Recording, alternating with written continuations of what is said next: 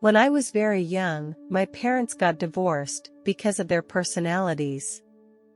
It was a very heavy blow for me, and I felt confused and lonely. I started to become introverted and not good at expressing my feelings and emotions. I often thought that if marriage would be so hard for people, then I would rather not get married. As I got older, many couples around me had conflicts and problems. I feel that marriage is a very complicated relationship that requires a lot of energy and time to manage. I was afraid that I would not be able to handle such pressure and challenges. However, everything changed when I met my husband. He is a very wonderful person. He was able to give me a lot of security, which made me feel that I could trust him and share my life with him. We began to get to know each other and gradually developed a deep relationship.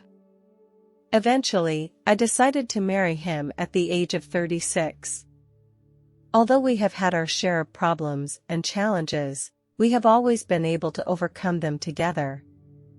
I am very glad that I made this decision, and I feel that I have found true happiness. A year after we got married, I got pregnant.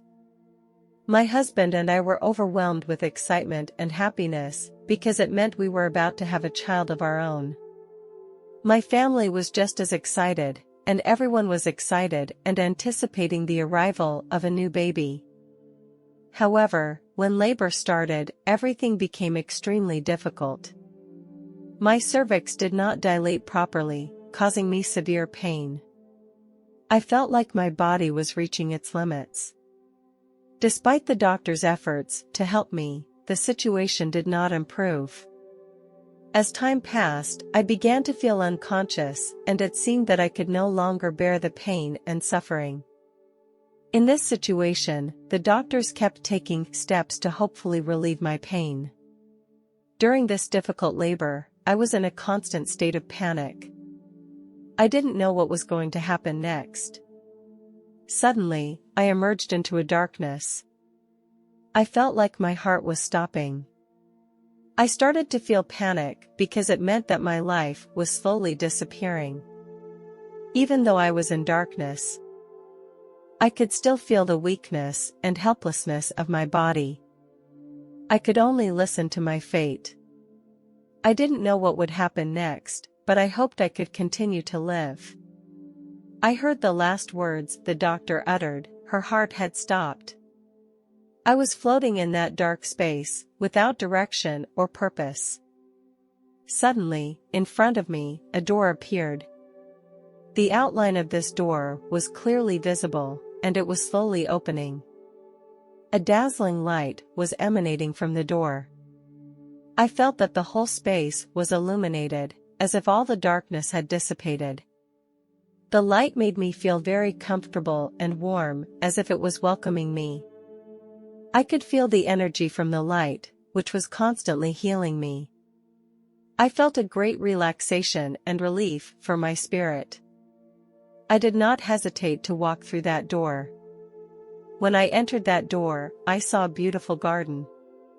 The garden was filled with flowers of various colors, and a faint white light shone around the petals of each flower. The atmosphere in the garden was very warm and inviting. There are many varieties of flowers here that I have never seen before, let alone know how to describe them. The fragrance of the flowers filled the air.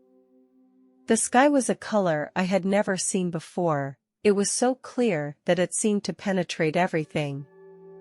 A person suddenly appeared in front of me. As I gazed at the person, I realized that the face was very familiar.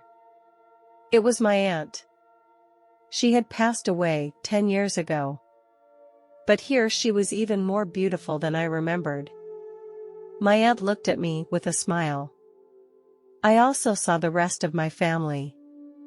My great-grandfather died before I was born, but I know it was him. I could feel his love and attention. Their presence made me feel very warm. When I turned around, the sight in front of me was very shocking and unexpected. I saw my deceased mother, who left when I was 17 years old. I have always missed her, especially when I was facing difficulties and challenges. My mother took care of me after my divorce, and we spent many memorable times together. It was only after her death that I lived with my father. I was a rebellious teenager at the time, and my mother and I were always arguing over petty things. On the day she died, we had a heated argument over a study issue. At that time, I was in my rebellious stage and always felt that my mother could not understand my heart. During that argument, I said to her, "I hate you," and I said a lot of things that hurt her. In the evening, I quietly packed my bags and secretly left home. The next morning, my father reached out to my teacher. My father told me that my mother had died in a car accident. I couldn't accept the news at that time and couldn't forgive myself for what I had said to my mother. I later learned that my mother found out that I was not at home shortly after I left. She drove around outside looking for me. But on the way, she was involved in a serious car accident. When I recall that moment of grief, I still can't calm down. I said so many hurtful things to my mother when I got into an argument with her. Now I know it was the stupidest thing I ever did. My mother left so suddenly, and I never thought she would leave me. I didn't have a chance to apologize to her and let her know that I really loved her. This incident made me feel guilty and lost. Whenever I think of the argument I had with my mother that night, I feel very regretful. Later, my father always reassured me that it was not my fault. But I knew I could never truly forgive myself, because I hadn't had the chance to apologize to my mother or tell her how much I loved her. Now that she was standing right in front of me, I couldn't believe my eyes. Was this real? Or am I having a dream? My mother smiled, reached out and stroked my hair, and said, "This is real, my daughter." We talked about the day she died, and I kept apologizing to her, because I had been feeling so guilty. My mother reassured me and said, "No, it's not your fault. It's just that my time has come and I have to leave."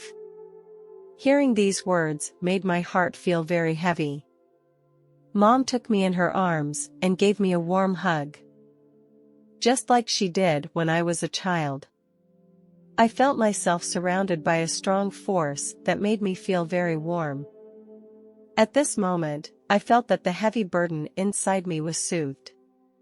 Here, I couldn't feel the presence of time, and we continued to talk. I asked my mom if she was angry with me for something I had done before. She replied, "No, those things don't make any sense here." She finally told me that she would be here for me, but that I had to go back now, because my time was not up yet. I told her that I didn't want to go back, and that I wanted to stay here with her. She gently patted my hand, then told me that my mission was not yet complete and that I needed to return to Earth to continue my journey. I would have a healthy son, a child who would need my company. Then my mother reminded me that her marriage to my father had been a failure, and she knew the damage it had done to me. But she still wanted me to find my own happiness. She gave me some advice about marriage. She told me that I must trust each other in marriage and be more tolerant.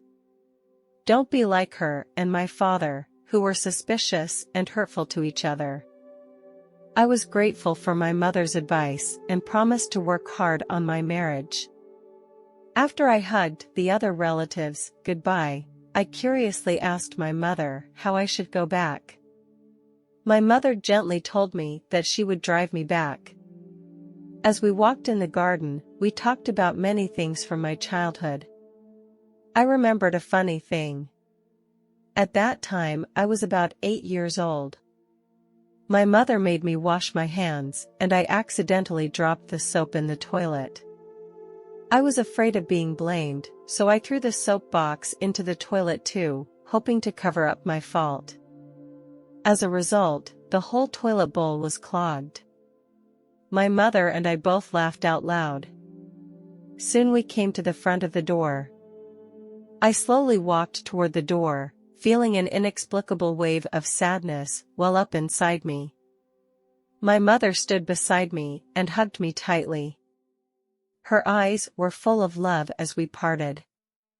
She told me that whenever I needed her, I could think of her and that she would always be there for me. I assured her that I would live a good life. Finally, my mother kissed my forehead and gently patted my shoulder. Then, I walked through the door. My mother slowly disappeared from my sight. When my soul returned to the hospital, I saw myself lying on a hospital bed. There were several doctors and nurses standing around. They were performing a cesarean section on me. At this point, I began to feel scared because I didn't know how to get back into my body. I began to look for a way to reunite my soul with my body, but everything was very difficult. I closed my eyes and started praying to God. I hoped that God would help me. My son still needed me. My prayers were answered by God. I felt my soul return to my body. At first, my body felt a little heavy, but it soon adjusted. When I opened my eyes, it was noon the next day. My family was very happy to see me wake up. I noticed my husband hiding next to me, secretly wiping tears from his eyes. This made me feel warm because it was the first time I had seen him shed tears. I asked him what had happened. He told me that I had lost so much blood during the delivery that there was a time when my heart stopped beating.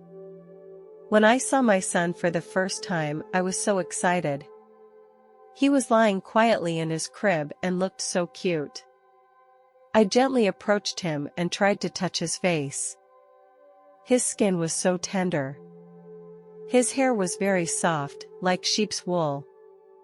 His eyes were tightly closed and his little nose was slightly wrinkled, as if he was dreaming. I looked at him and kept weeping.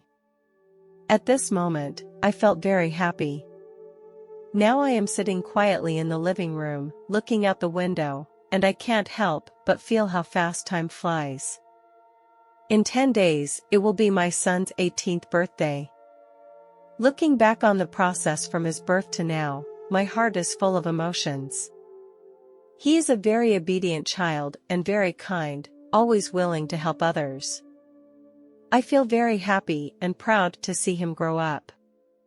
However, I often think of my mom, who was a very important person in my life.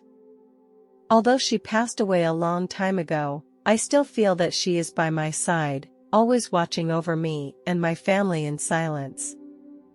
I know that she has been waiting for me and that we will be together again in heaven. I will return to her someday in the future. This makes me feel very warm and comforting, and makes me appreciate every day in front of me even more,